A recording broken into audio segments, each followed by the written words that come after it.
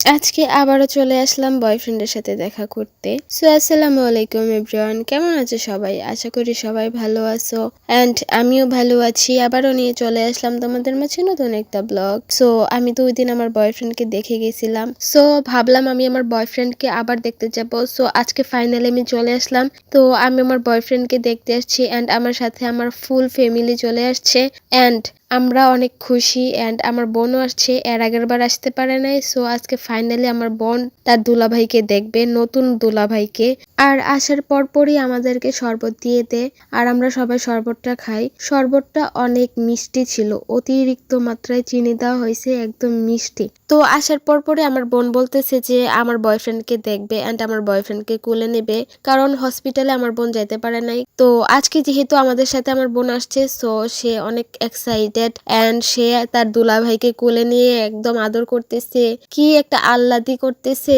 তো দেখে ভালো লাগতেছে, আমারও অনেক ভালো লাগতেছে অ্যান্ড সব কাছের মানুষগুলো একসাথে। সো আমি কখনো ভাবি নাই যে আমার সবগুলা কাছের মানুষকে নিয়ে আমি এইভাবে ভিডিও বানাইতে পারবো, বাট আমি অনেক খুশি আলহামদুলিল্লাহ সবকিছুর জন্য। আর সবাই আমার বয়ফ্রেন্ড অ্যান্ড আমার ফ্যামিলির সবার জন্য দোয়া করবা অ্যান্ড মাশাল্লাহ বলতে ভুলবা না। সবাই যাতে ভালো থাকে, সুস্থ থাকে, এই দোয়াটাই করবা। অ্যান্ড আমার বোন যেহেতু একটু কোলে নিছে, তো আমারও অনেক ইচ্ছা হইতেছে যে আমি আমার বয়ফ্রেন্ডকে কোলে নিব।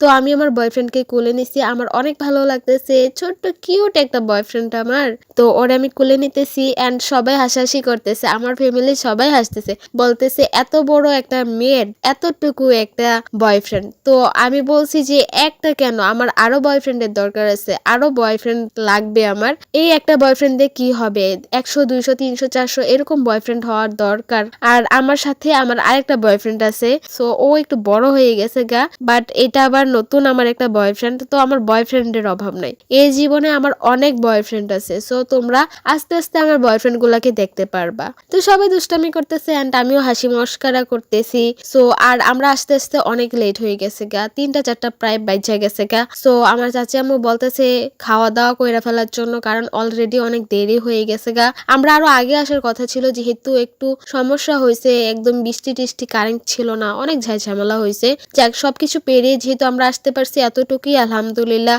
আর আমি আমার বয়ফ্রেন্ডকে কুলে নিতে পারছি, এটাই আমার জন্য অনেক কিছু। তো আসার পরই আমাদেরকে খাওয়ার জন্য বসাই দিছে, তো আমাদেরকে খাবার দিয়ে দিছে অ্যান্ড আমি একটু একটু করে ভিডিও করতেছিলাম অ্যান্ড আমি কোনো মেকআপ করে নাই, কোনো কিছু করে নাই, জাস্ট একদম নর্মালি আসছি, কারণ ওইরকম মন মানসিকতা ছিল না।